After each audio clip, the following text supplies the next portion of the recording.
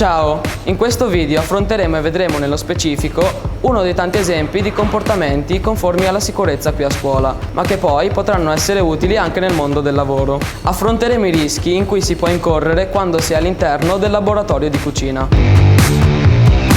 Il nostro professore ci ha appena detto che possiamo iniziare a pulire tutte le nostre attrezzature e a riordinare la cucina.